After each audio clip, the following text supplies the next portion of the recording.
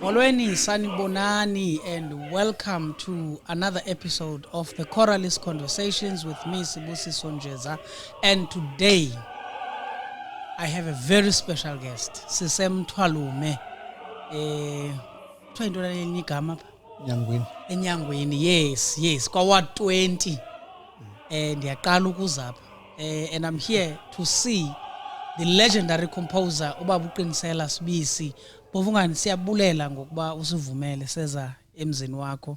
Thank you very much and welcome to the Choralist. Ngiyabonga ukuthi nifike lapha ekhaya. You're welcome. And how are you? How have you been? Hey, you are even gray. Since the last time I saw you in 2014. No, how have you been? God has been good to me. Amen. I've been okay.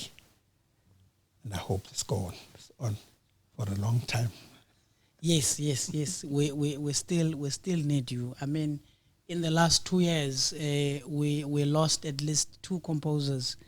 Ubab Nomia no Bab Mahlangeni. So now it's enough. We have to. Yes. Yeah, it's said we are losing abantu ababalekile nababambe iqhaza elibalekile kwifield yethu ye-choral music, and it's said ngampela ukuba siyazenzela ngabe sithi Nkosi kwanele manje. Hey, kwanele nyani. I mean, the latest one, Bulelani Koyo. Yeah. Someone who was so dedicated in promoting our music.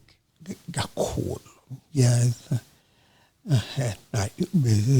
Umuntu be dedicated kule field yethu kakhulu, upromote kakhulu music. Besike sithintane nje naye, bekangifonele sixoxe naye efonini, and kuningi akwenzile akwenzele i-choral music. Sithi babukoyo lala ngoxolo la ukhona. Indeed. I know even the last, season of his time, Emhlobonene, he had lento that we thought it was a game, this quiz. But that quiz was a way of instilling the knowledge ebantwini, ababukeli, ababameli bakhe uba ngobani abaqamba babekhona. He would play all these old songs, so nyani xa usithi ngumuntu who was dedicated ekukhuliseni i-choral music eSouth Africa, engakumbi ukuxhasa black composers and conductors and the whole sector. He was really key in that. Indeed, makalale ngoxolo uBK sawuhlala simkhumbula for generations to come. Yeah. Let's get to you. It's always interesting to talk to composers. So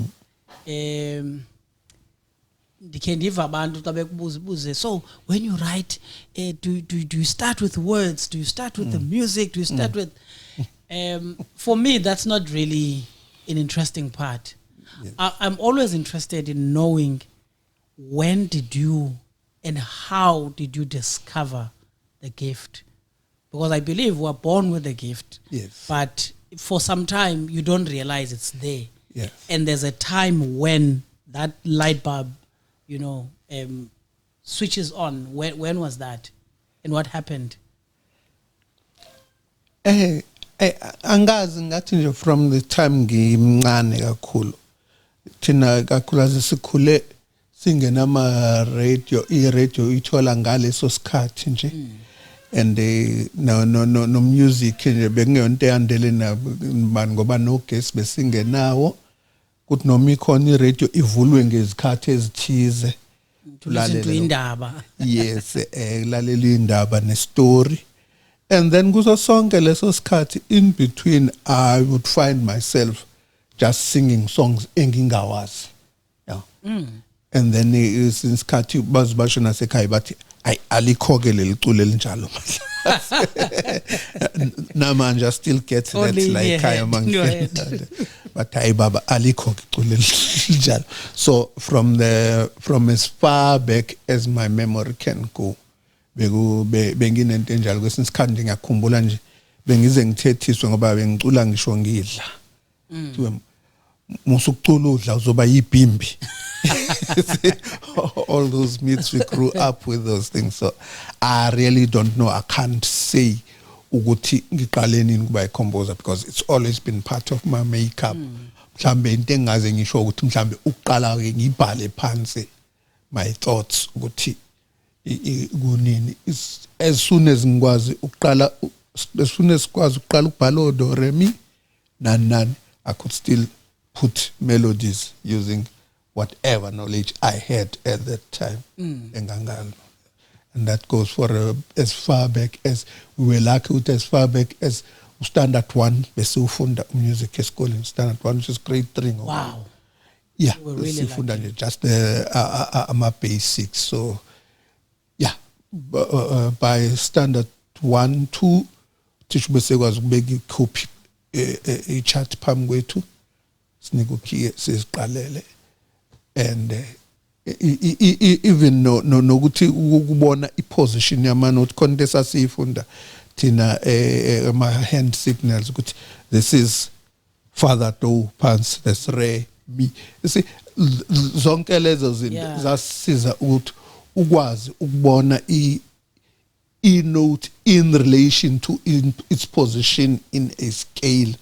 Ukusiza nezinto efana no intonation I think we were just lucky, but that was back in the day when music was part of the syllabus and everyone in school had to do it. No, that's really amazing. You know, the first part where you started, that's what actually happened to me as well. You know, but you were lucky that you had music at school. Yes. I only was taught to read tonic solfa I was doing standard 9 to standard 10. Yeah. Reading staff notation, I was at university when I started reading. So I couldn't, from when this thing happened of the music in my head, as young as I was, it just drove me crazy until I was able to write when I was 15, 16, around those ages, when I was at high school. So that's why I'm saying you were lucky that you could do this. Who was your teacher back then? Is he the one who then assisted you with your compositions, or you were figuring it out yourself? It's difficult to say because that was in a rural area, very, very rural case at any schools, where sometimes you would have 3 or 4 teachers per semester coming in as Fundi said this and that. Then maybe 2 or 3 months earlier, he or she would find the conditions too tough to bear, and she would leave, and then another one would come in. As Fundi say, so right up to standard 2 and 3, I had maybe about 6 or 7 or 8 different teachers. But the syllabus was there, and because I got to get ama views abantu abahlukene ngathindi nama ideas from many different people. Oh no, that's lovely. We don't have music in schools now, but we have APT. Yes, APT. But we have these beautiful choirs. Yes. I mean, what would you say? Let's say you're talking to the minister now. What would you say in terms of advising them? Well, I don't know why music was chucked out of the syllabus. I know there's creative arts, but I'm talking about music. It's misconceptions with people associating music education. I don't know what they associate it with, but what they don't understand is what its role is in the development of a human being in totality. That is the arts in general. I remember that when the new system of education was proposed, kwakuthiwa sifundisa abantu izinto ezizobanikeza amakhono okwenza umsebenzi benze imali. Yes. That is what was inculcated to us. Let's teach them mathematics and science so that they can make money. From the early age, izingane that they were taught that uphilela imali. That is the fruits that we are reaping these days. They ignored the soul of the kids. They ignored the creative aspect of the human being. And as a result, we are getting people about developed mentally, but are spiritually and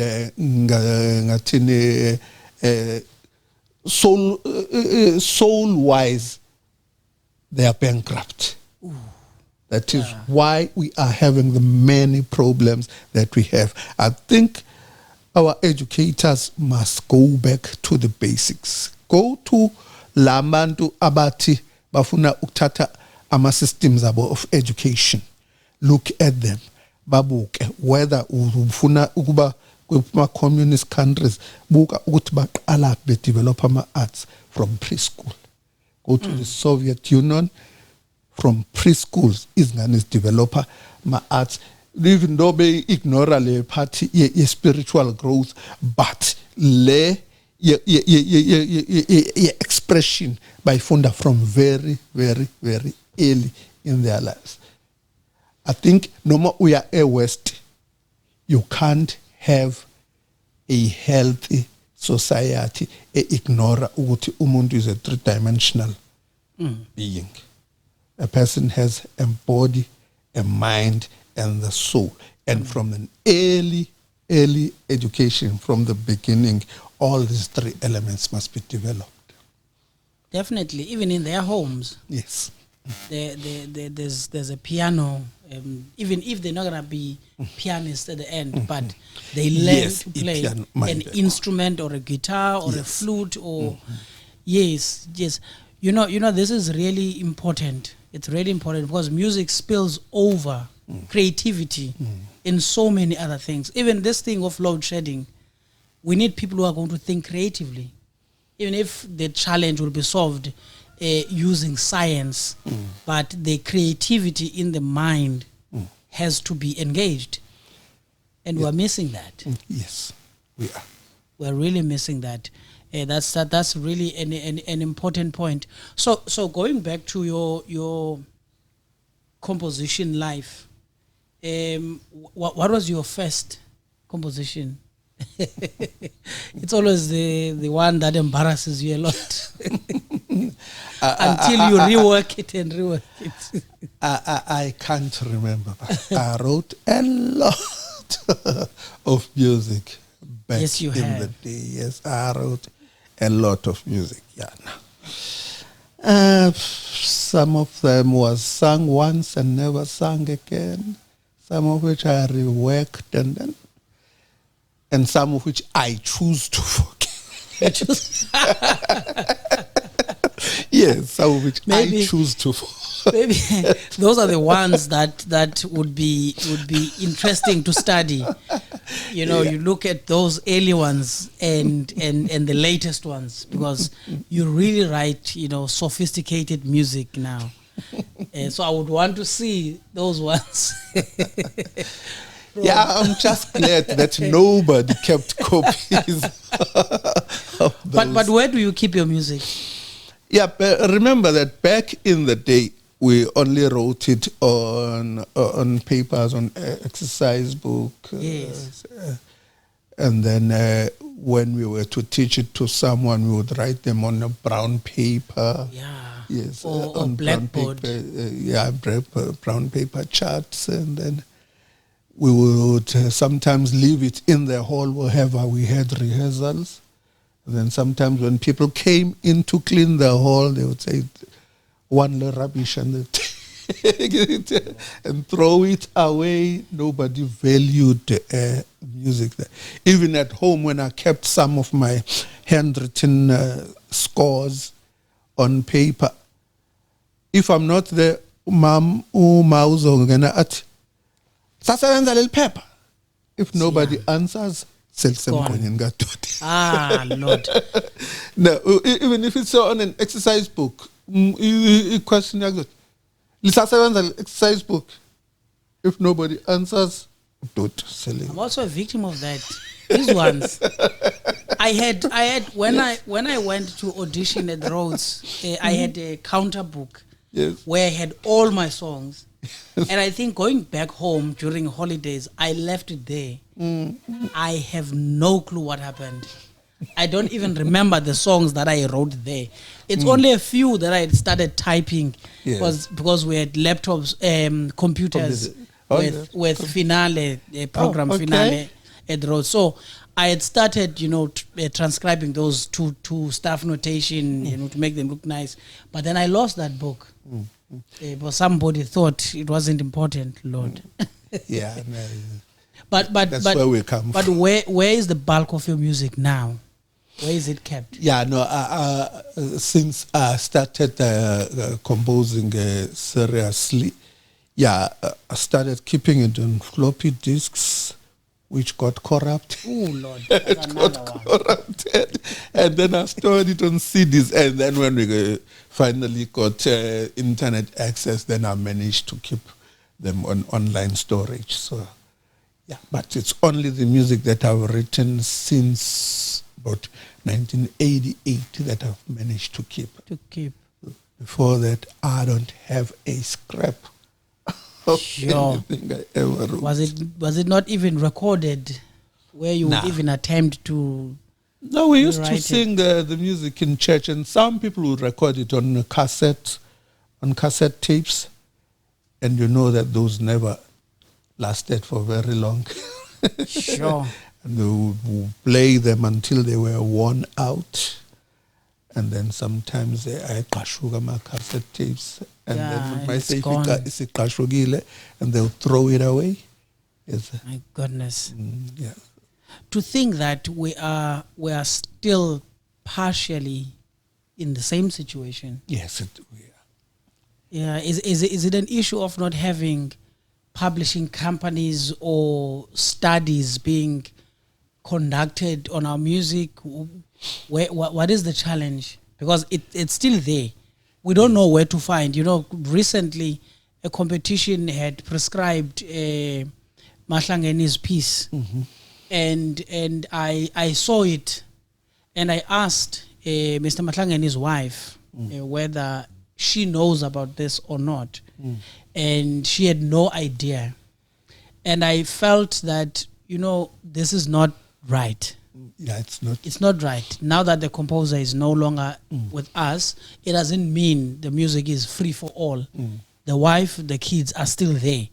So at the same time, I was thinking, if this music was kept in a formal space where it's published, then you don't have to speak to the wife. You can just go there, request the music, and you fill in whatever forms. Then we know that so and so is using the music. Yeah. We hope there are people who are dedicated to doing that. Now, I know there are a few people here in KZN that I know that if I want the music from, especially going back to the 80s, I know that if ever I want a song from the 80s and even up to the 70s, there are people that I can contact who have managed to keep their Who copies. are those? I want to be friends with them. They are a few. Recently, I've managed to find some of that music. But like I said, I tried collecting the music as I was growing up. But as I say, if I went away, it was thrown away. Somebody would. Yeah, there is a need to educate our families and the people we live with about keeping books and the music. Even lost books full of music. But I hope if those people go, because they are most of them are my age and older now, I hope if they go, they've been able to keep the music. I know that one guy has taken upon himself to hire people to scan the music and keep digital copies. Just don't know where they keep them right now. Yeah, I'm also working on that. Yes. I'm also working on that. There's a huge collection that was done by the late Dr. Noluthando Mpola when she was doing her PhD at Rhodes. Okay. She collected, but her PhD was based on Xhosa music, composed music. So she was analyzing the texts in relation to how Izibongo, the traditional Izibongo, are interpreted. That if you want to interpret that music, you can use the same approach as you would with Izibongo, because most of it is poetic. So in the process, she collected a lot of music. But I don't know. I will also check in with her son, Choral, whether that music is kept in a safe place where people can have access to it. Also, I know Professor Christine Lucia, with her Mohapelwa edition, she collected a lot of songs of Mohapelwa. And also, she's now working on Mwerane as well. Yes. So if we can have more and more of people, that, yes.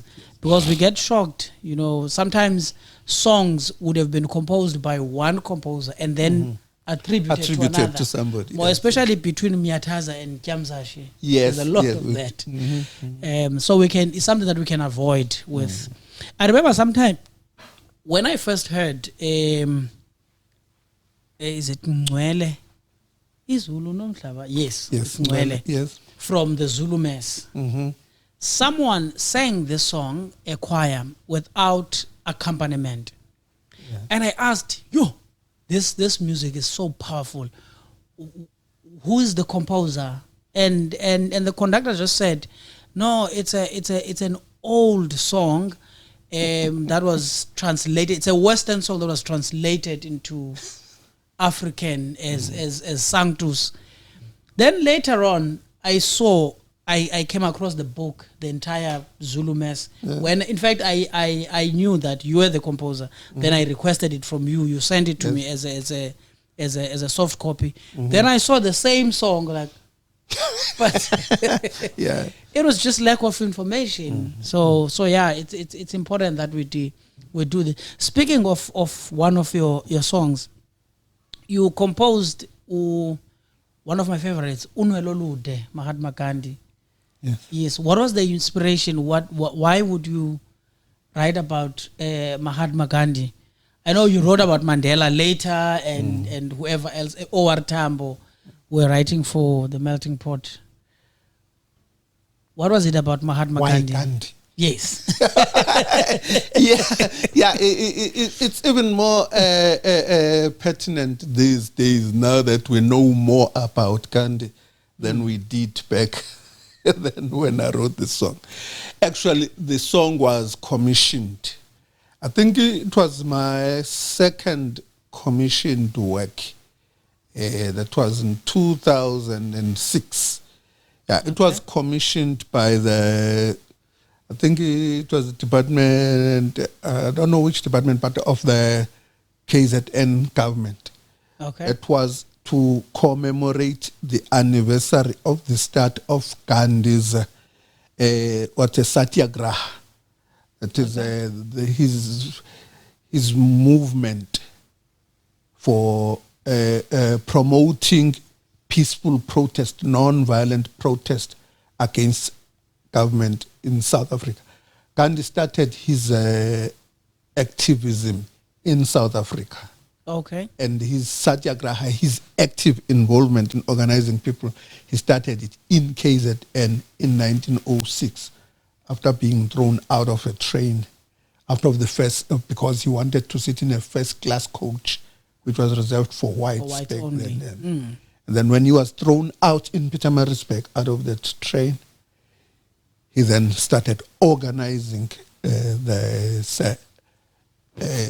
his campaign, which he called Satyagraha, which is non-violent activism, non-violent protest. Even though he was violently thrown out. Yes, he started it in KZN. So they were commemorating the start of the Satyagraha, the centenary of the start of, because that was in 1906. So they commissioned me to write the work in 2006. Yeah. So the song was about Gandhi, but more especially, it was about that campaign. That campaign. Yes. Oh, the non-violent campaign. Yes. Oh, no. Now I understand. It makes more sense. Because I loved it when choirs were singing it at NCF. Okay. It was at NCF 2008, yeah, right? I think that's 2008. Yes. So I was not doing it, but I loved it, listening to it. So generally, what inspires your music? It's a lot of things. Like you said, no two songs are conceived in the same way. Definitely. Like with Gandhi, I had a lot of things to take into consideration. I did the research, then I had to reflect the fact that the era we are talking about was 1906. Which at the time was about when in South Africa the choral music was about ragtime. That was around the same time that the guys like Kaluza were writing. Yes. Early South African music. So I had to reflect that. Actually, that piece, I did a lot of research. It started in one way. I had one idea going into writing it. I wanted to reflect Gandhi's Indian cultural roots as well. So I did the research, and then as I kept writing, the brief just kept changing in my mind. It kept changing up until the deadline for which the song I was supposed to deliver passed. I couldn't come to a conclusion. And then one night, I was sleepless, and then this idea just came all at once. The idea for the final piece, all at once, just one night. And then I got up and I just wrote it as it came. And all that you hear in that score just came on one night. After weeks and weeks of long planning and preparing and research, just came like that. All came in one go. And I set up and I wrote it all in one time, and I sent it in the morning. Wow. You know, that reminds me of composers like the late Ngobe, that when that thing came, he would sleep anywhere. Even if he was in class, he would sleep. I remember he told me that when he was studying at UPE, they were doing a choral program there.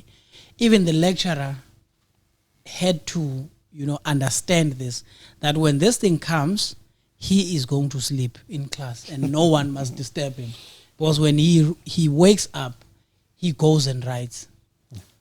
Is that something that happens like quite often with you? Because even the late again, Dr. Makayam Jana, he was narrating in one of the videos that when this thing uti theater, there's this thing that iti ndenze, you can't sleep until. Yeah, another piece that happened like that was the Missa Brevis in Zulu. I was on my way to work. I was at a college in the college, Tibet College, Yes. where I last worked. I was on my way to work, and then this idea just came. As I was driving to work, I decided to turn my car back home, switched off my phone, switched off everything, and I started writing that work. I wrote the whole of that work in 7 days. Sure. It all came all at once. I did not plan any of those pieces that are in there. It just came as they are. And I never revised them there afterwards. They are still as original as they were. Still as original. Wow. as they were. Otherwise, I do research with most of my music. I start with an idea. But usually, the product I end up with is not the one that I started with when I started.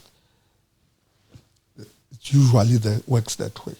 So in some of your music, are there any pieces whereby what is written is not exactly what it is? Example, the piece Uklonipa by the late LMB Kongo. What I found out was that as much as he's using the language of Uklonipa, usually it's against ngabo mama, because kwisixhosa ngomama abendileyo emzini that are not supposed to say certain words. So ayahlonitshwa. But when you listen to it, you find ukuthi fine, he speaks about the Zulu culture, but underlying that, there's a protest against the system, but hidden in this beautiful language of Uklonipa, which won't be accessible to the foreigner who is not supposed to know, but only the ones within the Choral who would understand. So are there any songs like that where people need to dig deeper than what is just there? Because sometimes I feel as conductors, we just look at this, the words and the music, and then that's it. Yeah. I wouldn't say that's the case with my music.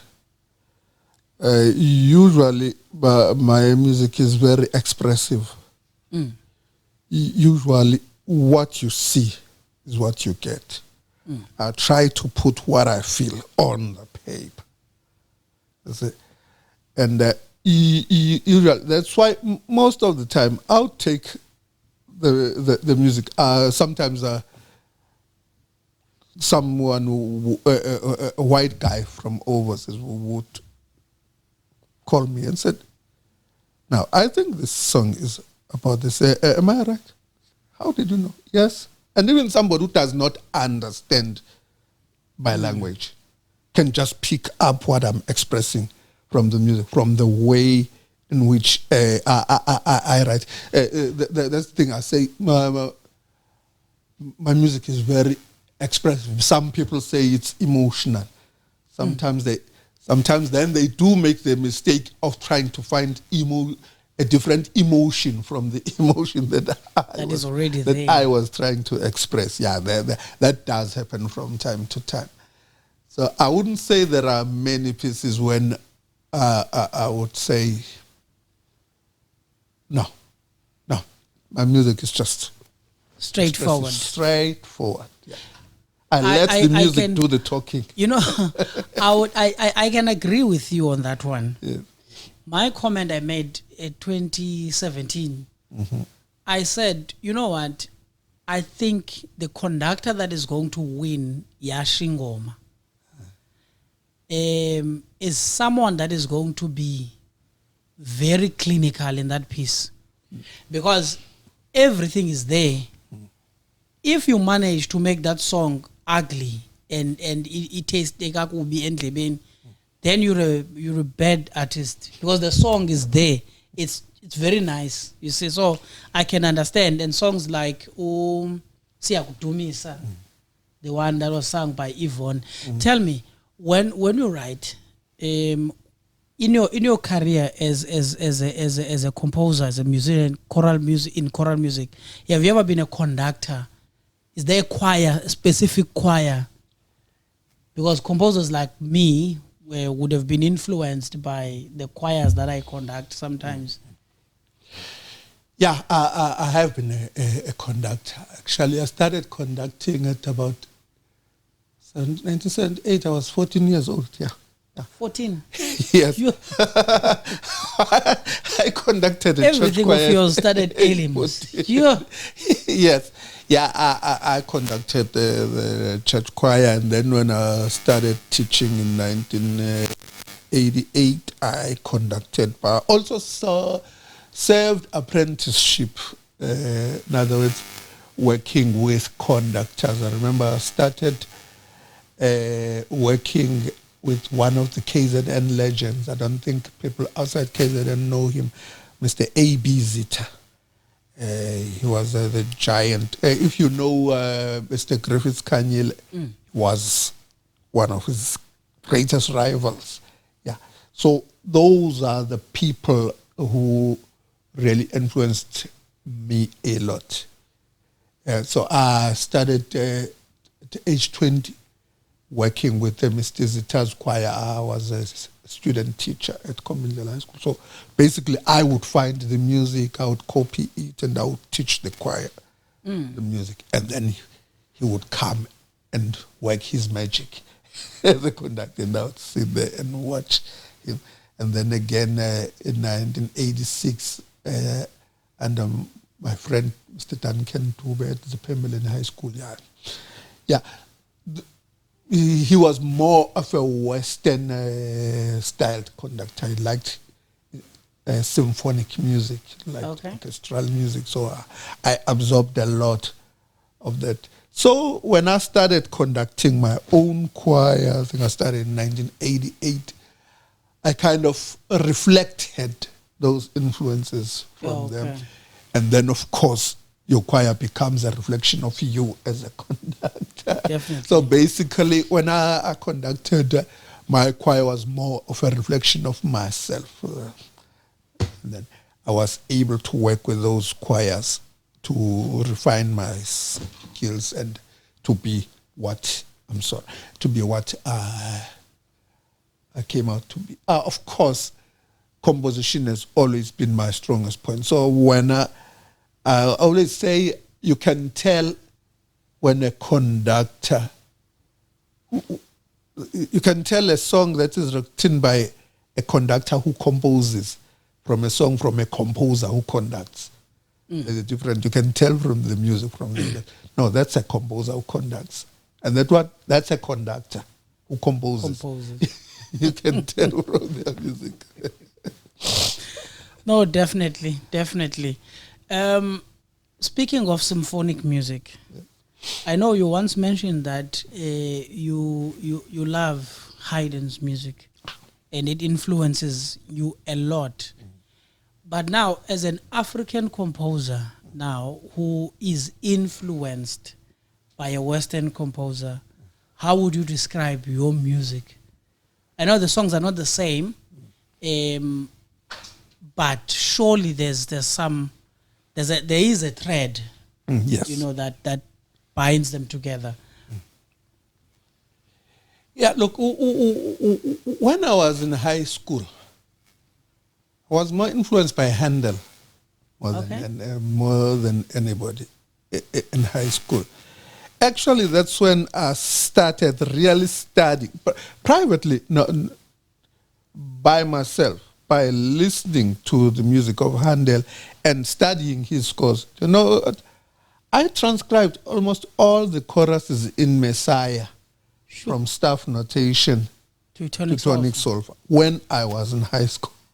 Sure. Just listening to I had the score, the Novello edition, the staff score. Nobody taught me how to transcribe music.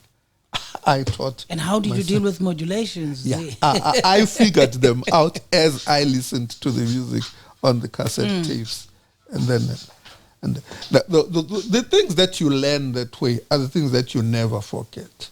You get into the heart of the composer by transcribing their music. I think that's the part that we are missing in our education. One of the things I learned when I was studying music formally now, one of the things that I learned was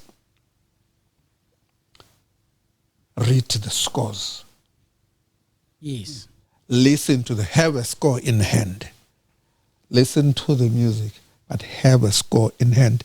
See how each and every composer expresses whatever he wants to express using just the instruments in there. No words, because words can be lost when somebody does not understand your language.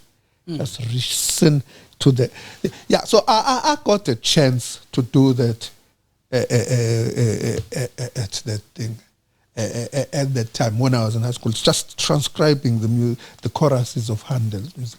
And then when I went on, then I started transcribing now. Not only just reading the scores, but transcribing the music of my favorite composers.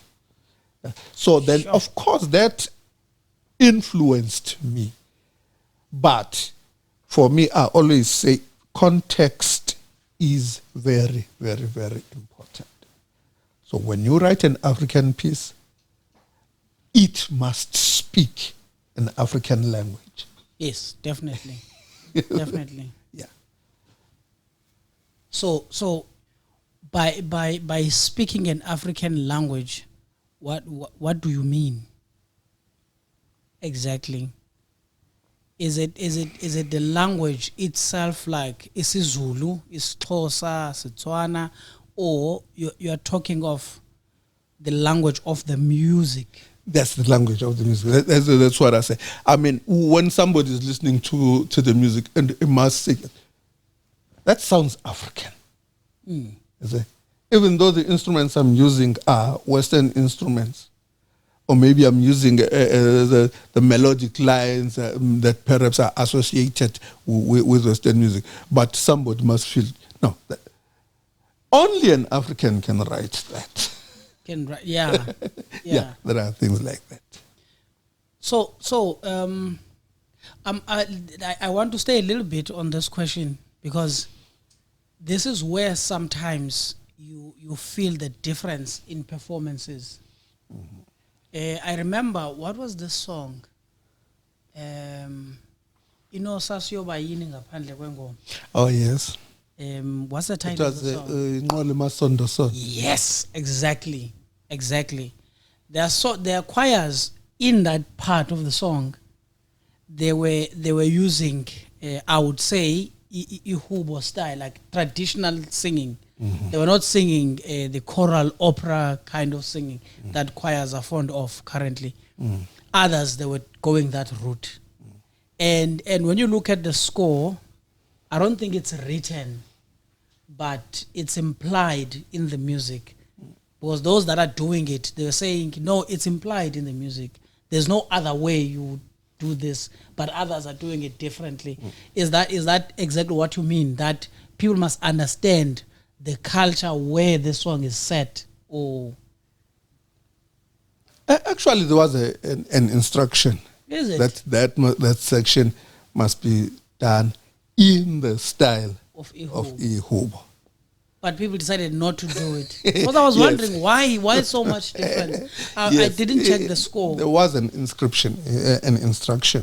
Yeah. Now, and then the argument came up to here. People said Ihubo. The music itself is not Ihubo. But you do the singing in the style of Ihubo. You know, when there are many pieces of music that says in the beginning, a la valse. Now that's in the style of a waltz. And then when you sing the song, you can't dance the waltz. It's not a waltz. You are performing the music in the style of the waltz. It's not the waltz. The Blue Danube, we sing it.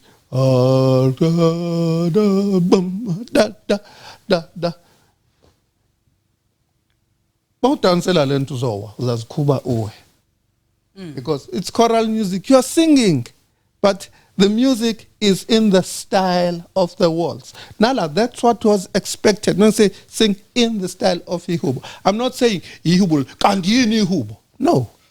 In the style of Ihubo. It's still choral music, but you're singing in the style of Ihubo. The harmonies there are the harmonies of now another thing is singangena sishone ekutheni yini Ihubo, because nalo it's not one thing. It's like this year bekunecula lithi igwijo. There were many debates as to yini gwiju. No one could come with one final definition ukuthi yini gwiju. But ke akunga sound like ucula opera. Actually, choral music is different from opera. Church music ayinga sound ungathi ucula church music ucule ngathi ucule opera. That's one of the things Which is another big debate. Which is another big debate. You see. People cannot differentiate. I mean, they're finding it hard to differentiate between various. Actually, kwalona leli gama lithi choral music, kusafanele ke define ukuthi yini choral music, because right now people have the narrowest definition of what choral music is. Sawune ngihlala phansi yini choral music, hlala phansi vula ama dictionary ama encyclopedias. What is choral music? Because abantu baqhamuka sebenama this prescriptive opinions. They said, no, you can't do this with choral music. No, yini kanti choral music? Asiqale lapho before we go on. Yini choral music? Then ngebe sesihlukanisa ke ibe lento and sizilimit gcine ithi field evulekile engaka sigcine. Aye, it's fine. I suspected that this could happen. Like I said, I'm very expressive, guys. Yeah, no, it's fine. I know it's fine. It's fine. It's fine. That's what I expect to get. No, Nagu music. I'm going to yeah, express one. I like. Sorry. It should be fine. Fortunately, we're right at the end of that response. Yeah, still need to redefine in choral music. Yes. No, that's true. Because what we cannot deny is that there has been significant development, more especially in the style of singing. If you listen to choirs from the 60s, 70s, 80s, 90s to the millennial over year 2000, there's been a significant difference in terms of, the choirs are more powerful than they were back in the day. So we can't deny that, but you are right. Is that good or bad? Exactly. That's what that we have to now, because I'm not sure how that development was pushed, whether there was this kind of a conversation like that we are proposing, or people were just doing it. But all I know is that the period between black people being admitted into opera, like at the Cape Town Opera, Cape-Hep back in the day, and the time before, things changed. That's when people became, obsessed with opera. Yes. Yeah. I blame Italia 90. What does that mean? I blame Italia 90 when Pavarotti and the three tenors hit the international scene. Nanse bancane kakhulu. Abantu babona uPavarotti nama three tenors. Yathwala? Yeah. And then everything just had to be about opera. There's nothing wrong with opera. There's place for opera. Yes, definitely. But is opera choral music? No, it is not. Is choral music opera? No, it is not. That's the issue. But they overlap somewhat. They overlap, yes. There are a lot of what's it called? Variations in this thing of what choral music is. And into does choral music happen in a vacuum? No. Is it part or so? If it does not occur in a vacuum, then it must be relevant to whatever situation that it finds itself in. Otherwise, uma sifuna ukuyilimita kube abantu abayi-few, izogcina isifana nani? Si-dead art. Sifana ne-Latin. no Latin babethi ngiyikhulunywe noma nizokhulunywa abantu abathiza abayi certain class basayikhuluma namanje, but it's called a third language because nobody converses it in abeka abantu abakhuluma Latin ekhaya. Yeah, Abeka abantu abakhuluma Latin emgwaqweni. So do you want choral music to go the way of Latin? Nah.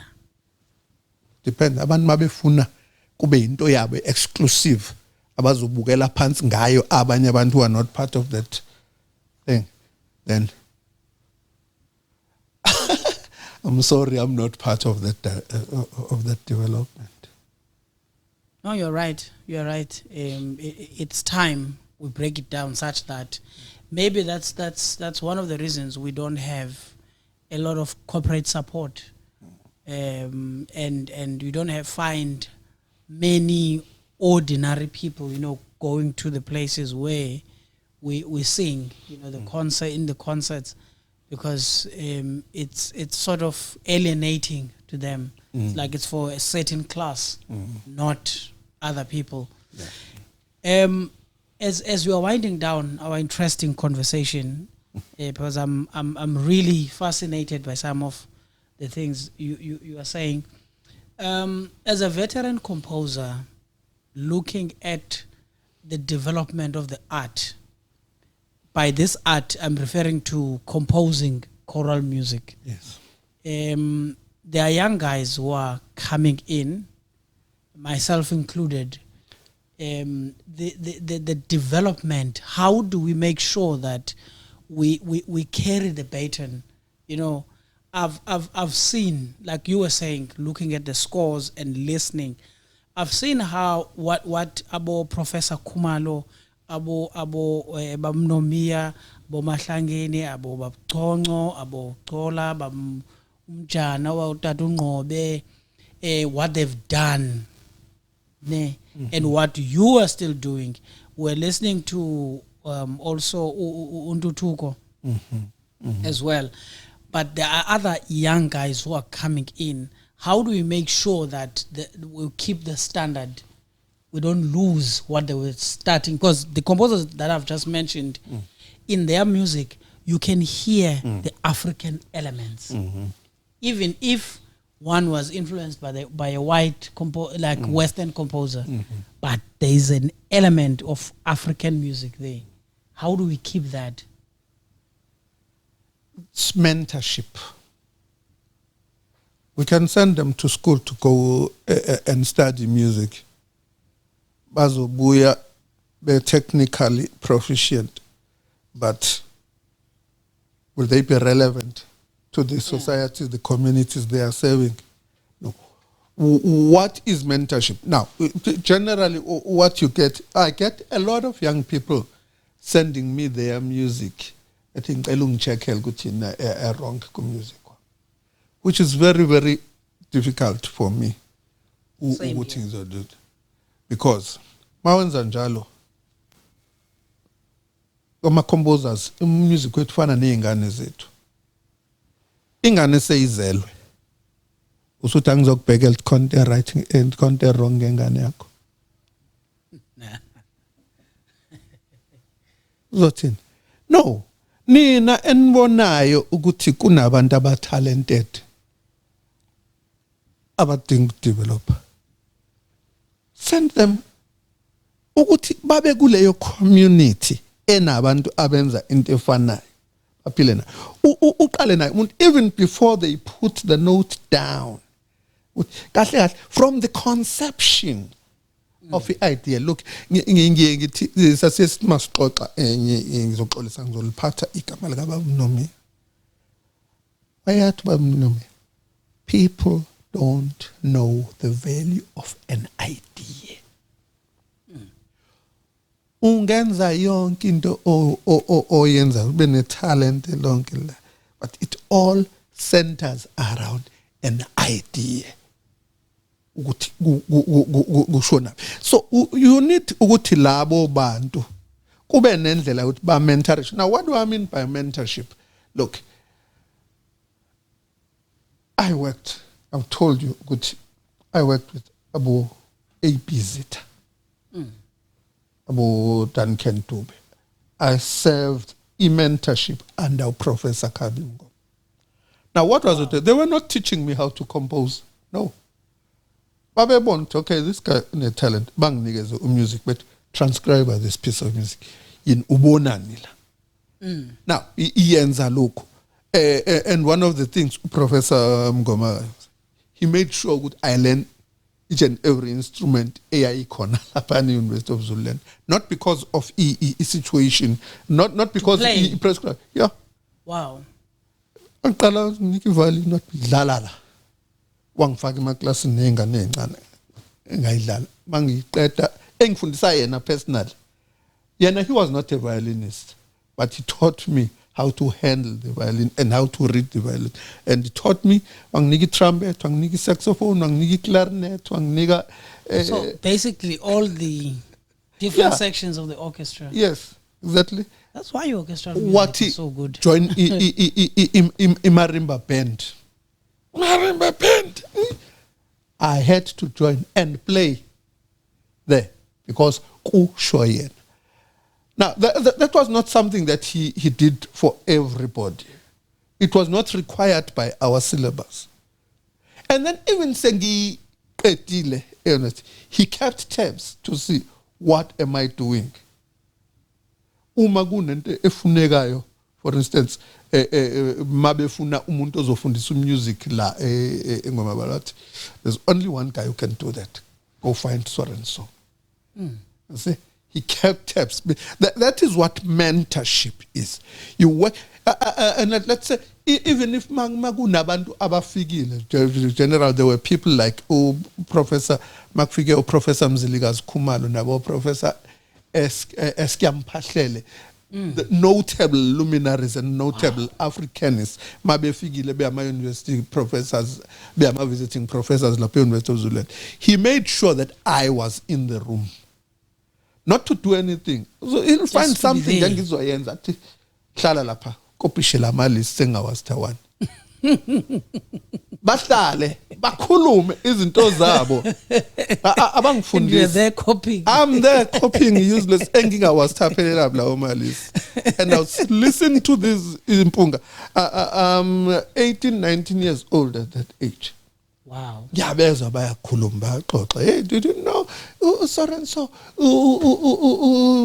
this guy wa compose Bach goes to Soweto. Baxoxa ngendaba zakoDoke House, some of the legends from before my era ababekhule nazo koDoke House nakwezinye indawo eGauteng engangazi ngihlale ngizilalele and absorbed these things. Nama ideas abakhuluma ngawo Africanism, what nationalism, nada things othi mawuqhubeka ufunda history of music ubheke ukuthi okay, siwazi kanjani avele nini ama Russian composers, sazi kanjani ngo Tchaikovsky no Prokofiev nobody. It's because ku music kwabo kwaqhamuka nationalism, bafaka ama elements e national music yakubo ku international music baqala bana oKhodai no Smetana ko Bulgaria nako banala amazwe Europe ebesingawazi engakutshela manje ukuthi abantu abaningi abakukhora music la South Africa ababazi labo bantu. How come they gained international prominence? They came with something that was not there in the by verse. I don't think I found that formally there, by just being mentored by these older guys, not formally, just being around, the opening the doors of my mind to. There's a bigger world out there beyond everything esiyaziyo nesiyoke siyazi if we keep within ourselves sizivalele. Oh, this is really profound. It's really profound because how we understand mentorship in a very narrow way. You see that I want you to mentor me, and this mentorship that we're talking about, it's me sending you scores and you say, no, this is wrong. No. You know? Nobody's child is wrong. Exactly. No, I agree with you. I agree with you. I know I receive a lot of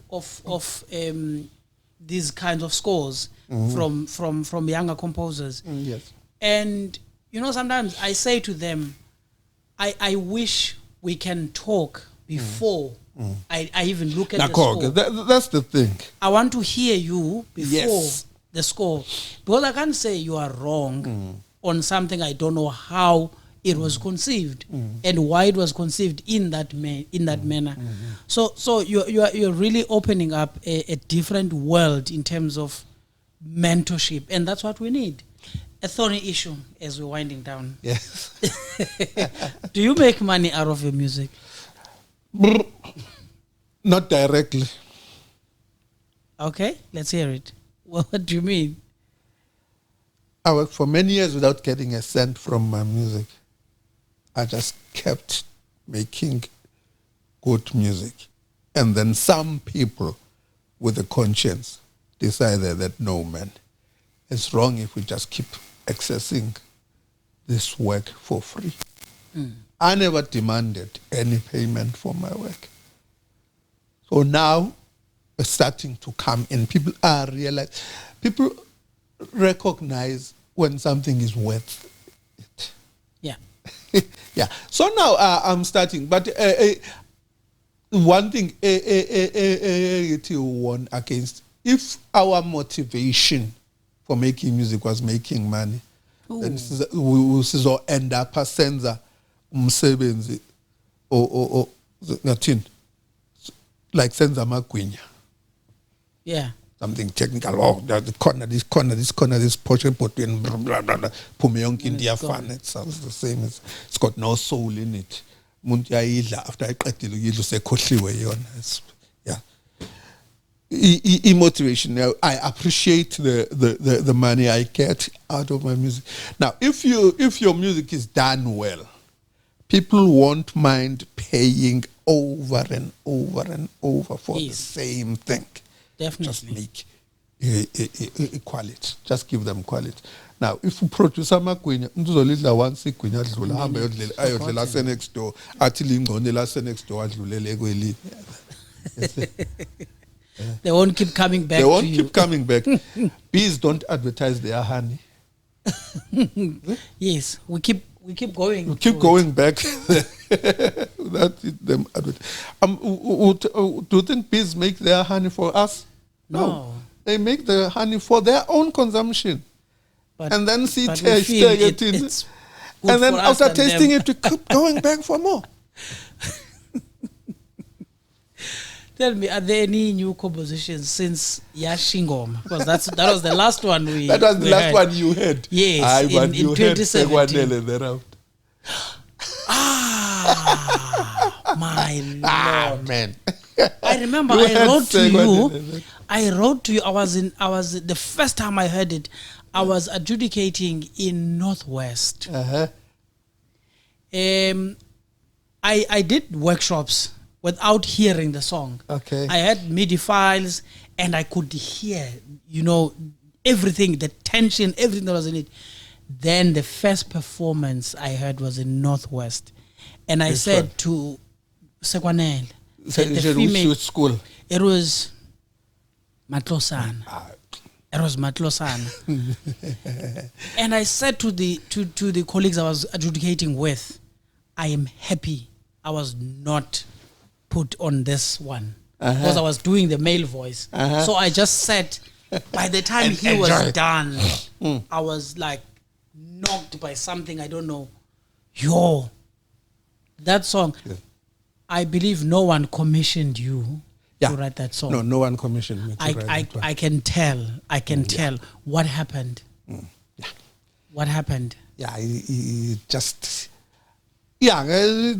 was at the time there was these young girls that kept disappearing and kept dying, being killed by the high profile ones that were almost on TV for about a long time. I think it was 2018 or 2017, 2018, where there was a spate of murders of young girls by their partners. Yes. And then that was in the media a lot. And then ngangade ngibuka indaba that day kuvela enye yalawo ma cases on TV. Just Sure. that song, Love, Love. Actually, besides that, I was also working on this opera, Komisa Mina. That one was about the protest of the Zulu girls, the Zulu maidens against their king and nobles when they were forced to marry people they did not want to marry. Okay. Yeah. And then they said, look, we love our culture, we love our king. But umasenisiphoqa ngendawo yothando, you're crossing the line. Before we are saying, no way. Enough is enough. That's history. That's part of the Zulu history. Yes. So I was working on that at the same time, working on those maidens, choruses. And then this thing happened, Ngapha. And then that's how I got this Zulu maidens, Ihubo, to come with this. This is the protest of the Zulu maidens here. And this is the protest about the situation, the gender-based violence here. And then I put them together. And then Gwavela Lili. Sure, that song, the harmony. Yeah. Yeah, I deliberately made the harmony very indigenous. And it's so intense. In its nature. Yeah, and using those pentatonic scale to enhance the indigeneity of the music, especially the chorus. And then for the message, the powerful message, the soloist, and then I chose the minor scale to get that punch of the message, and then is this piece of heritage and culture and history supported well by the government? Because of course we have Department of Arts and Culture, and this is what they're supposed to do. Yeah, here in KZN there are many people who are dedicated to promoting the Zulu heritage. Yeah, I know city. Ethekwini. Yeah, there are always events there. Yeah, no, it is. And if we want to sustain our choral music, we have to be part of the conversation. Yes. We can't stay on the sideline. We have to be part of the conversation. Definitely. We don't have to dilute our art. In fact, we have to enhance it and make it stronger and make it appeal more to people from outside. You know, that piece up attracted more people from outside the choral space liked it than people from inside the choral space. Yeah, because it really spoke to the real people that it needed to speak to. Yeah. That's what I appreciated about it. And people would phone me, Bekala, that song just said everything that I've been wanting to say. Yeah. No, I can believe that. Myself. After listening to it. Yo. I know, Mkambi, we can speak the whole day, and I know this is not the last time we're having a conversation. How do people access your music, and how do they reach you? Yeah, look, contact go to my Facebook page and my contact details. Okay. Yeah, and then if you want to access my music, Samro has got copies now. I try to put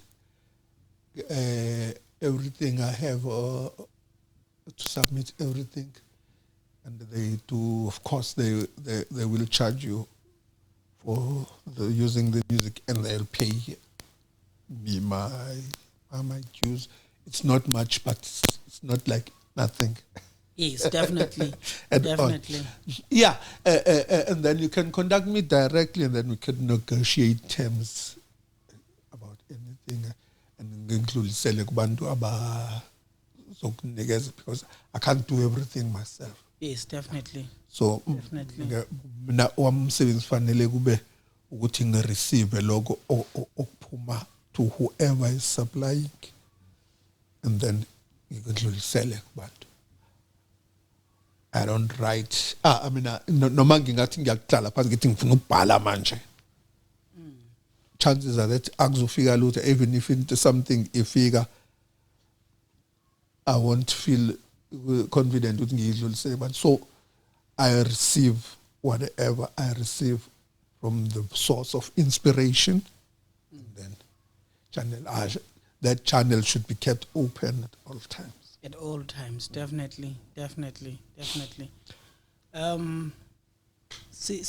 Sivala, there's a beautiful picture here.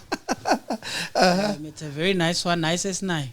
Okay. It's a beautiful picture. Elapa Pezulu. It might have been one of the highlights.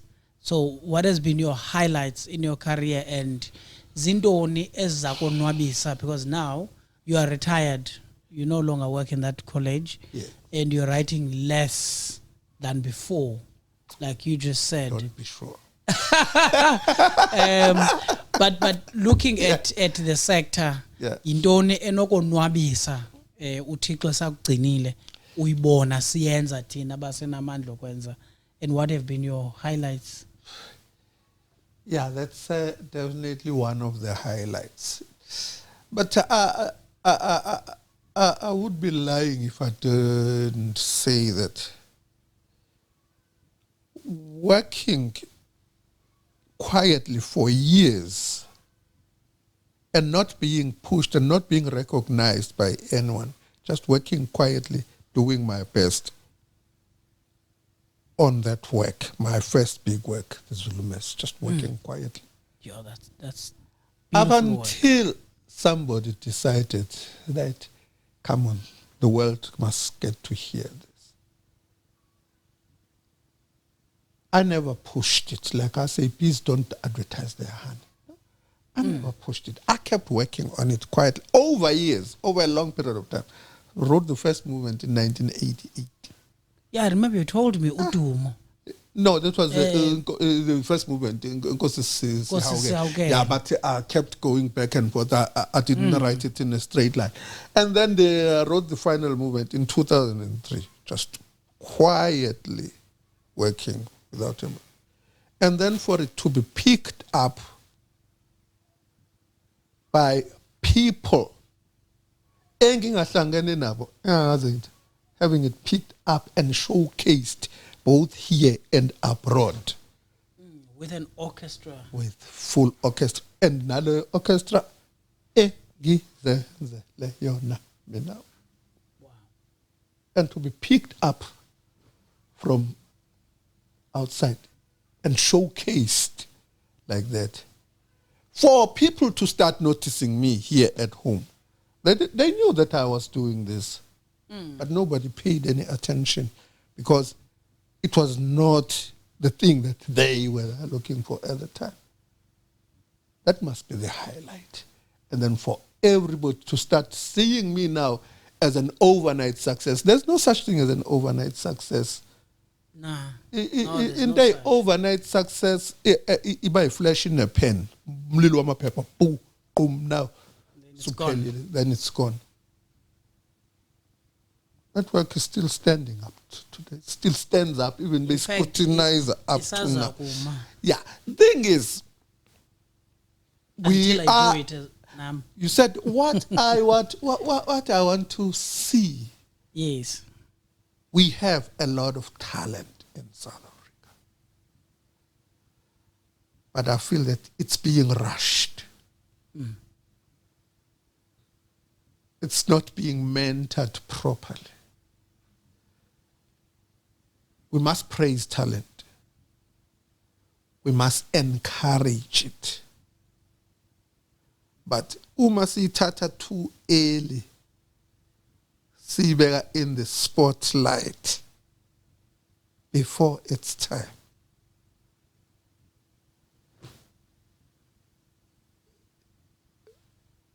won't stand the test of time. Won't stand the test of time.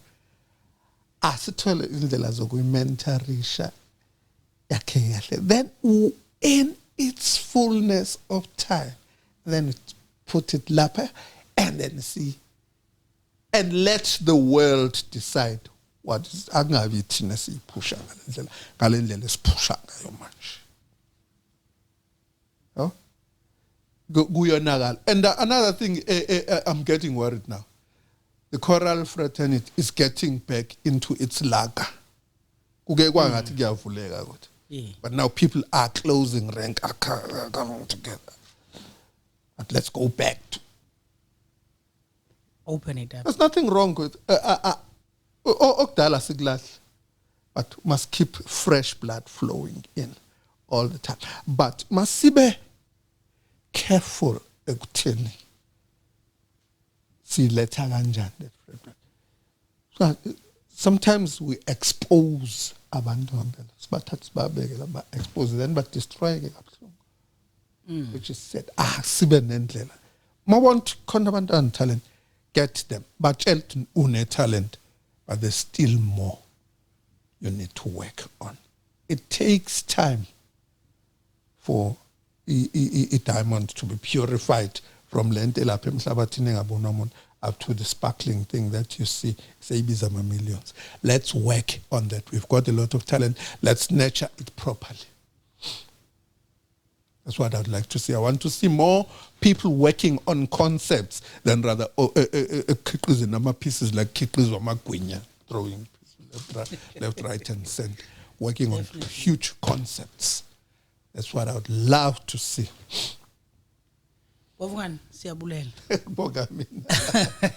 It's really been a wonderful conversation, and I hope it's not the last time we're having this conversation, because there's quite a lot.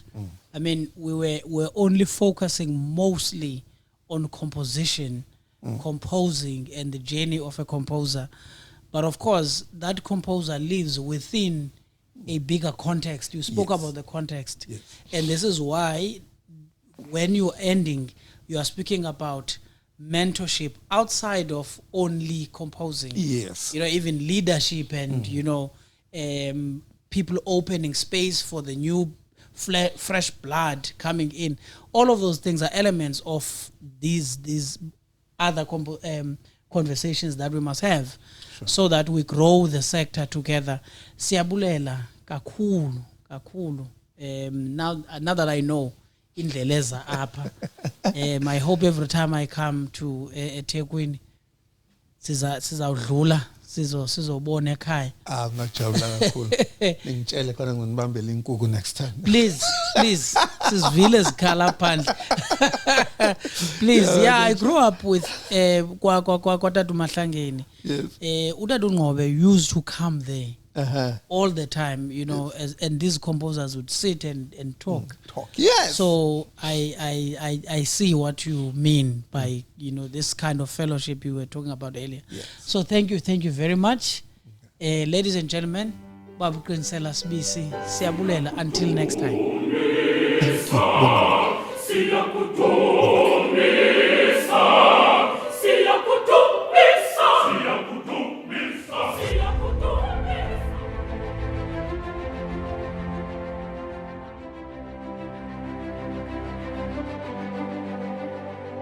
Thank you.